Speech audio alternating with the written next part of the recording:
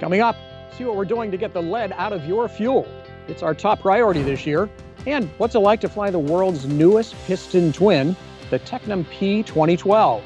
Plus, flying Gulfstream for a living, and find out more about the pilot involved in the train versus airplane crash.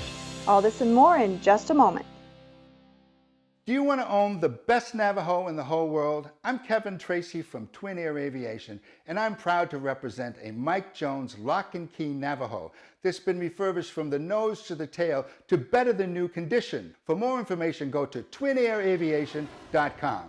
This is AOPA Live This Week with Tom Haynes and Alyssa Cobb. It's another major step in getting the lead out. AOPA has begun coalescing aviation stakeholders to assure a safe transition to an unleaded avgas. And already, major players from aircraft manufacturers to aviation associations to type clubs to fuel refiners have joined. That's right. It's all about ensuring a quick, safe transition to an unleaded avgas that will work in all piston aircraft.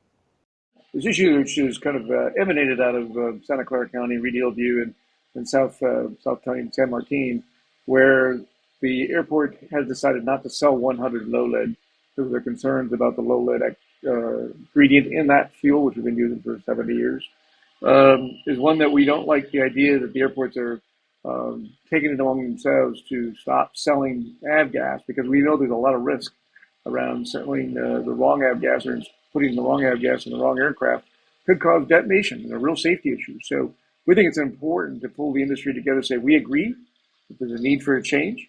We agree that there's got to be a timeline established. We've been working on it for years and found the right solution, but we really don't want to get ahead of ourselves here where we have a bigger safety issue right now if we stop selling avgas in some of these local markets.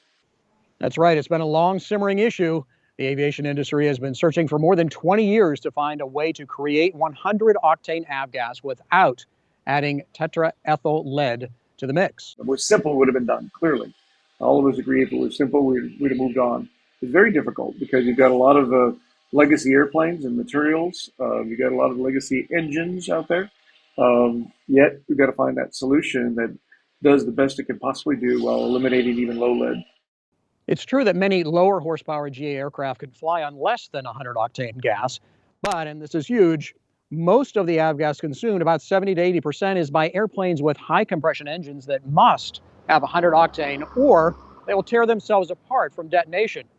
This is a tremendously complex issue, and to help you understand it and to stay up with the latest news, we just started this website. The URL is there on your screen. There's a good story there which gives you a background on where we've been and where we're going. We don't want to be on the side of defending lead. We want to be on the side of saying, let's move forward. We're committed as an industry, as a user group at AOPA, to say it's time to move on. Let's just find a safe, smart alternative and work on that transition plan, whatever that looks like. So there you have it, Alyssa. A very complex issue for sure, and one that we're working hard on and hope to have some solutions relatively quickly. That's right. Definitely a complex situation, and it's great we have that website up. Keep everybody up to date on this all-important thing. It's what makes our aircraft run. Absolutely. Well, Tom, yeah. Before we go any further, you've got to tell me, what airport are you at? Where are you, and what are you up to? Well, great question. I got to tell you, good management on my part. We didn't plan it this way, but it was 24 degrees when I left Maryland this morning, flew down here in the Bonanza, and we're actually brought a whole team of folks down. We're doing some site visits around Florida for some future aviation events. We're at Tampa Executive Airport right now, and so stay tuned. You'll hear more about some of these locations incoming, well, this year and next year, perhaps. So we're having a good time and getting a lot done. Well, I envy you being down there in sunny Florida. Much nicer than Maryland right now, I got to tell you. Yeah. Well, you can please some of the people some of the time. Abe Lincoln's famous phrase certainly applies to the 5G airports issue. Now, just to refresh your memory, the aviation industry contends that new 5G cell phone towers can cause interference with radar altimeters in helicopters and higher-end aircraft. That's a big deal if you're making a very low visibility instrument approach. So in the latest development, the FAA has released a list of 50 airports that will have buffer zones when the wireless companies turn on 5G C-band service next Wednesday. The wireless folks have agreed to turn off transmitters and make other adjustments near these airports for the next 6 months to reduce possible interference. But that's not good enough, says the Airports Council International North America. Their president says the FAA action is irrelevant because the entire aviation system is about to be adversely impacted by this poorly planned and coordinated expansion of 5G service in and around airports. Now, the Airports Council boss says the FAA's so-called fix will create winners and losers within the airport community and that the entire aviation system will suffer. AOPA has advocated for delaying the 5G rollout until all of the interference issues can be resolved. Well, you've probably seen this clip already, but holy cow. Go, go, go, go, go!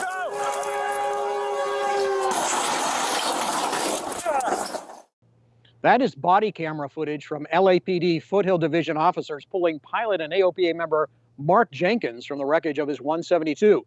Jenkins lost power on takeoff from Whiteman Airport north of Los Angeles. Reports are that he made an emergency landing on nearby train tracks. As police were helping him, a commuter train started barreling toward the scene. They pulled him out at just the nick of time. According to KNBC TV, the pilot's family say he is recovering from his injuries, which include numerous broken bones and ribs. The family telling the station Jenkins is an experienced pilot and former Air Force fighter pilot as well. And wow, Alyssa, I have never seen anything like that. That is like movie kind of timing, and it's wonderful that he's going to be okay. It is. It would be great to be able to sit down and have a drink with him and just get his perspective on that. My goodness.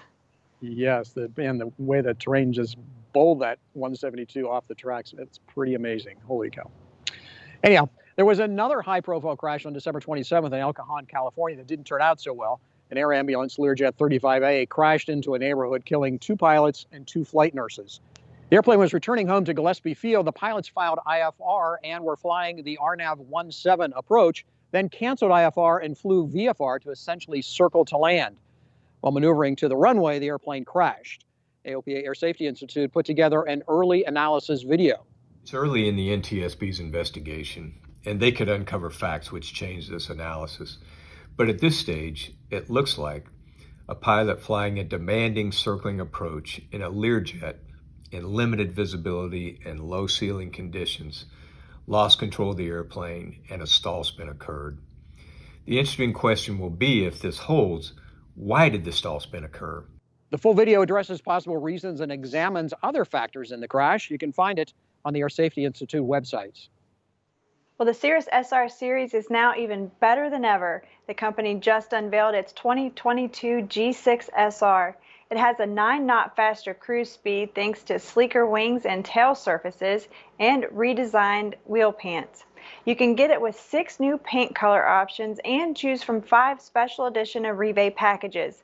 It also has more convenience features and new exterior accent lighting. Now, the SR series is in its 6th generation with over 8,000 airplanes delivered. And while Cirrus delivers a lot of new piston singles, there really aren't many new piston twins out on the market. But Tecnam sees demand for new twins, and they recently came out with the P2012. It was designed for short-haul airline hops, but it can be used for a variety of missions.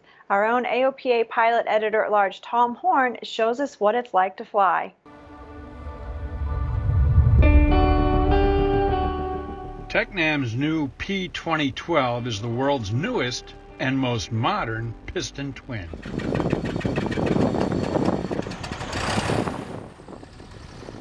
It's a big 8,100-pound single-pilot airplane with electronic engine controls. This means no magnetos, push-button starting, and automatic leaning at any power setting. The engines are twin turbocharged 375 horsepower Lycoming TEO 540s. Its Garmin avionics suite features G1000 NXI displays and Garmin's GFC 700 autopilot. What you don't see are mixture controls. The electronic controls adjust the fuel-air mixture for optimal EGTs based on ambient conditions. For takeoff at our 7,600-pound weight, it's rotate at 75 knots using the takeoff flap setting. And then gear retraction? Don't need it. The P2012 has fixed landing gear. Even so, initial climb rate was 1,000 feet per minute. Now, if you floor it up at 10,000 feet, TECNAM says you can see 194 knots. What about stalls? They're docile thanks to the wing design and washout. And we still have aileron control in this power-on stall condition. The airplane can be fitted out to serve many roles: passenger or cargo hauler, medevac, parachute jumping, and even special missions. DKS ice protection and radar are options, and runway performance makes short field operations easy. In all, it's a unique bird that fills many jobs, and at $2.5 million, at lower cost than its turbine-powered competition. Tom Horn, AOPA Live.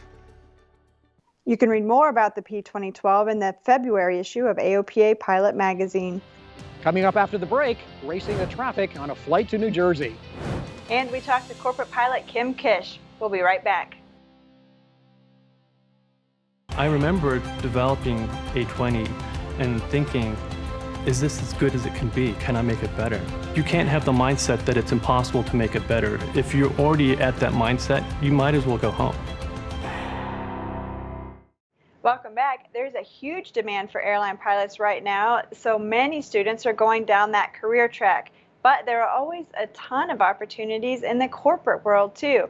AOPA senior photographer David Toulis talked to corporate pilot Kim Kish on our latest Pilot Lounge episode. You fly, or you had been flying, a Gulfstream G550, which is an enormous airplane. Yes, and a gorgeous airplane. I've always said, as soon as I found corporate aviation, I was like, I want to fly the biggest, the shiniest, the fastest airplane. And there's no better manufacturer than the Gulfstream, I have to say. I'm a little biased. Let's talk a little bit about that corporate environment. I'm looking at it from the 10,000 foot view. Can you tell us and tell our listeners, sort of explain to us, what is different about being a corporate pilot, a professional corporate pilot, versus being in the airlines? I think there are so many advantages to being a corporate pilot, and to look at it from the big picture for a second, it's way more customer oriented because we are at the mercy of our customers' schedules and what they want, because there is no scheduled service. They are our schedule, so they can change their minds at any time, really, in the air, on the ground, before, after, whatever the case may be. So when I realized I really loved customer service after working in an FBO and then working for Southwest, that's what really led me to the corporate world of, I want to be a name, not a number. I want someone to know me as Pilot Kim, or, oh, that's my captain or my first officer, and have a relationship with my passengers. And thankfully, I've always been at companies where I've had that. Even if it is a charter company, they still see your name on the trip sheet. They know who you are. And, if they're sincere passengers, most of the time they'll greet you by your name. And it's a really special feeling. Well, you can find the full Pilot Lounge episode on our YouTube channel. Quality flight training is essential to the industry, and every year AOPA honors the best flight schools and instructors. Every year we send out the Flight Training Experience Survey. We use the data to improve the flight training industry and determine the winners. In the Pattern in Denton, Texas, won honors this year for best flight school in the Central Southwest region. The school started in 2018 and has a unique collection of airplanes like an A36 Bonanza and 2 Lightsport Vashon Rangers. And for the staff In the Pattern, relationships with the students are most important. But what we excel at is we come alongside of the student in their life. We take in consideration what they're dealing with in life, and as a Part 61 school, we can excel at that. And so we know the people, we know their lives, we know their family, we know their jobs, and so we're trying to do life with people as we're teaching them how to fly. Even though they have only been open for a few years, In the Pattern has 7 instructors, 12 airplanes, and rave reviews from their students. Now, Steve Fairbanks is our best CFI in the region. He's an instructor at Code One Flight Training in Willis Point, Texas. Steve pursued flight instruction as a second career after starting another business. He works to offer a welcoming environment for his students. Know from customer service past that you need to treat students like customers and as individuals, and that each one of them is going to be unique and learn in a different way and respond in a different way and just have different needs. And so it's fun and neat to very satisfying to meet that and see everybody progress in their own way. The Flight Training Experience Award winners will be honored next month at Redbird Migration in Lakeland, Florida. At our awards dinner, we'll announce the National Best Flight School and CFI. Did you get a flight simulator for Christmas? Well, lots of pilots did, and many more of you already have things like Microsoft Flight Simulator or X-Plane on your computers. Now, these programs can be used for more than just gaming. Our friends at Sporty's Pilot Shop have some tips on how to turn your toy into a tool. Hi pilots, John Zimmerman with Sporty's here with 4 tips to make your home flight simulator flying more productive. Flight Sim is hot right now with new programs like Microsoft Flight Simulator and with new controls like the Honeycomb Alpha and Bravo hitting the market over the last couple years. It's never been easier to build a really great home sim. But if you forget some important tips, it can become mostly about having fun and playing a game with very little training value. So here are 4 things to look for. First, make sure you have the right gear. While you can fly a sim like this with just a keyboard and a mouse, it's a terrible way to use it for training. We recommend at least a yoke and rudder pedals, and a throttle quadrant should get some serious consideration too. The closer it is to the airplane you fly, the more your learning will transfer. You don't have to spend thousands of dollars on this, but make sure you have at least the essentials. Second, use your tablet with your simulator. A lot of pilots don't know you can use popular apps like ForeFlight and Garmin Pilot directly with Microsoft or X-Plane. It's either built in out of the box or can be accomplished with a free add-on, and it really takes training to the next level of reality because then you can learn the latest new features in an app, you can check out a new app you haven't used before, and you can fly across country while watching your plane move along the screen on your iPad. Really great way to make your flying in the simulator just like the real thing. Third, use a checklist when you fly your simulator. It might seem weird to be running a full checklist and flipping switches, but it's actually a great way to increase the realism of your simulator. So if you're flying a Cessna 172 for flight training and you're flying a Cessna 172 in the sim, go ahead and run that checklist, flip the switches if you have them, do your typical flows. Train like you fly and fly like you train. That includes the pre-flight stuff. Finally, get a full weather briefing before you fly your sim and then turn on live weather. This is a great way to improve your weather decision-making skills without adding risk. Plan a flight and then go fly it in the sim and see what it looks like. Thanks for joining us, and you can find more tips like this at sportys.com. That's great advice from Sporty's. I'm always looking for ways where I can stay sharp and improve myself and my skills without breaking the bank. And certainly spending your downtime, especially in the winter, is one way to do it with a simulator. It really is, and the software today is amazing. It's amazingly realistic, and so yeah, it is a great cost-effective way to stay proficient. Yep. Well, Frasca International is a longtime player in the flight simulator market. They've built flight training devices and simulators in Urbana, Illinois for 60 years, and that company was just bought by Flight Safety International. Flight Safety is known for high-quality training in large advanced simulators. Now, this partnership with Frasca is going to open more entry-level training opportunities. Hey, time to spare? Go by air. Or you can do what AOPA Live's Paul Harrop did and try to race the driving arrival time to your holiday destination.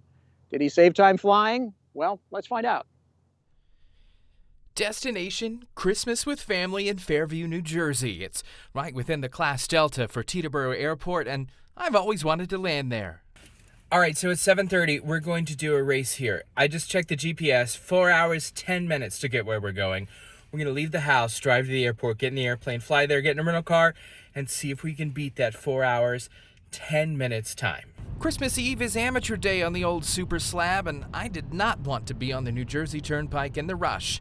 After a pre-flight and briefing, I decided to wait and let some IMC clear. It wouldn't take long, though. It was trending and forecast to be better. All right, time penalty. We've waited 30 minutes to let some weather that's going up there en route clear. We were off even if 30 minutes later than planned. It was beautiful across Maryland and Pennsylvania. I picked up flight following and all was running smooth. Well, except for the weather in northern New Jersey. I had to divert. We've got family near Allentown, but I decided on a new-to-me airport a bit closer, November 51, Solberg, New Jersey. I canceled flight following with Philly approach and entered the pattern. And the weather got worse. We're sitting in Solberg, New Jersey, waiting 2 hours of waiting on the ground, and everything cleared for the remaining 20 minutes of our flight. New York approach was very welcoming, gave me flight following, Bravo clearance, and direct Teterboro. The city skyline comes into view through the remaining haze, and my passenger sees their hometown from the air for the first time. Tower offered me direct the numbers, but I opted for a standard approach. Clear to land 19, Mike Echo, and we're going to Meridian. Now, I don't want to hear anyone say Teterboro is not GA friendly. Approach, Tower, and Meridian FBO each gave us first-class service, parking our little Skyhawk among the global-class turbine burners and treating us as if we'd gotten off one of them. The rental car was waiting, I put in my fuel order, and we drove the few miles to see family for the first time since the pandemic. Now, for a check of the clock. This was a race against the dummies who'd be foolish enough to drive it, remember? All right, so with the weather delay, we didn't beat the driving. It was 2:20 p.m. by the time we got there. I'd left Hagerstown, Maryland at 7:30.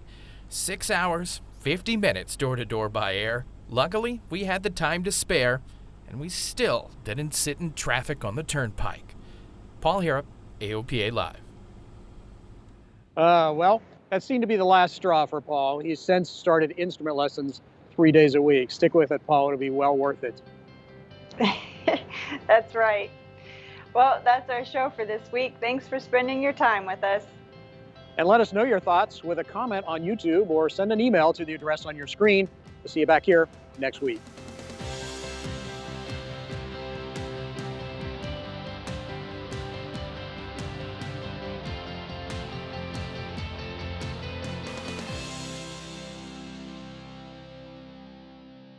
There are many important things to consider before purchasing an aircraft. Let the experts at Aerospace Reports help guide you through the process. We combine expert knowledge with our long-standing commitment to personalized customer service to perfect your transaction. Learn more at aerospacereports.com.